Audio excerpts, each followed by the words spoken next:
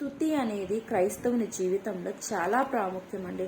స్తుతి వల్ల ఎరుకో గోడలు కూలిపోయాయి. మనం అనుకుంటావేమో స్తుతి వల్ల ఏం ఉపయోగం ఉంది, నేను నా నోరు తెరిచిన ప్రేయర్ రిక్వెస్ట్లు ఆయన దగ్గర పెడితే నాకు జవాబు వస్తుందేమో, కానీ నేను స్తుతిస్తే ఏమి ఉపయోగం, నా ప్రార్థన అవసరతలు దేవునికి తెలియాలి కదా అని చెప్పేసి స్తుతులను పక్కన పెడుతున్నామేమో, కానీ స్తుతి నీ స్థితిని మారుస్తుంది. ఎప్పుడైతే యెహోషాపాతు తనతో ఉన్న తన దేశీయులు దేవుని సన్నిధిలో స్తుతించడం మొదలు పెట్టంగానే శత్రువులు పడిపోతూ ఉన్నారండి. సో స్తుతించడం మొదలు పెట్టంగానే వారికి జయం వస్తూ ఉంది. స్తుతించిన వెంటనే ఎరుకో గోడలు కూలిపోబడ్డాయి. మరి మన దేవుని సన్నిధిలో మనం స్తుతిస్తే నీ ప్రార్థన అవసరతల కంటే ముందు నువ్వు దేవుణ్ణి స్తుతించాలి.